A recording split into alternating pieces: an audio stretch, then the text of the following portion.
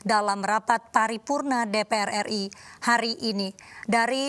Dua dari 9 fraksi menolak pengesahan, bahkan fraksi Demokrat walk out dari sidang. Kita simak dan kita dengar bersama, maka sekali lagi saya memohon persetujuan untuk di dalam forum rapat paripurna. Bisa disepakati?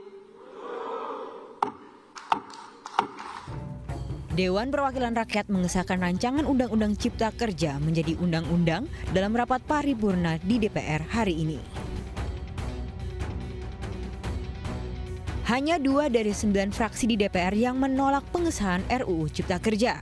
Mereka adalah fraksi Demokrat dan PKS.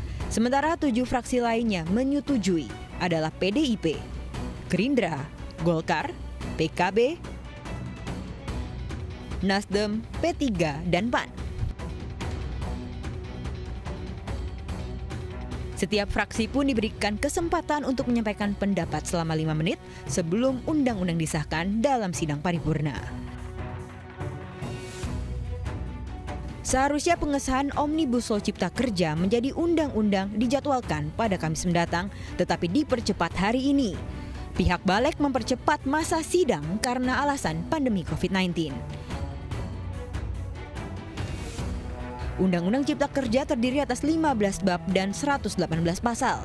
Pembahasan dimulai sejak 20 April hingga 3 Oktober kemarin. Surat Presiden RUU Cipta Kerja diserahkan pemerintah ke DPR pada 12 Februari lalu. Undang-Undang Cipta Kerja bertujuan untuk membuka kemudahan berusaha dan penyederhanaan izin dalam menciptakan lapangan pekerjaan.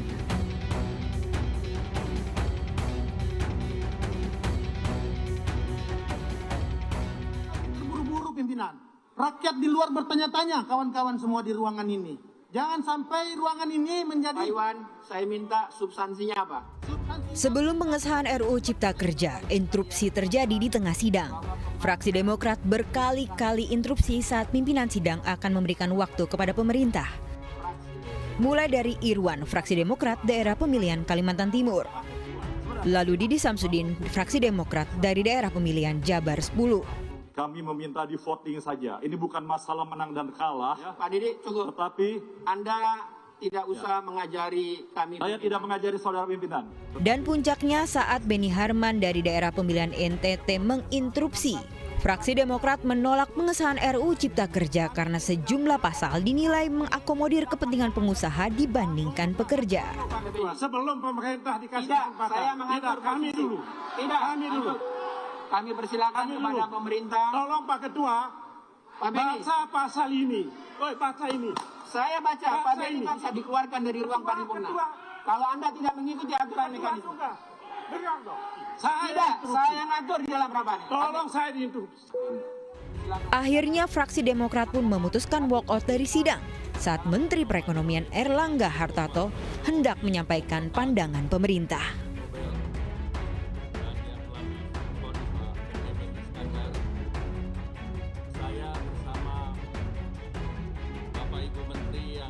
Pembahasan rancangan undang-undang ini hanya ketok saja, tidak ada diskusinya, ya, tidak ada diskusinya. Lalu alasan yang ketiga tentunya, ya, rancangan undang-undang ini kalau teman-teman baca itu lebih banyak mengakomodir kepentingan pebisnis, sedangkan kelompok-kelompok rentan masyarakat seperti nelayan, petani, pekerja, UMKM sama sekali tidak diperhatikan. Hanya memberikan legalisasi, ya, dekriminalisasi terhadap pebisnis-pebisnis yang selama ini melakukan perambahan hutan. Itu yang terjadi. Ya, bagaimana kita bisa menyetujui rancangan undang-undang semacam ini? Maka kita menolak. Isu tenaga kerja juga kita minta supaya dikeluarkan dari rancangan undang-undang ini. Mengapa? Hak-hak pekerja sama sekali tidak diperhatikan.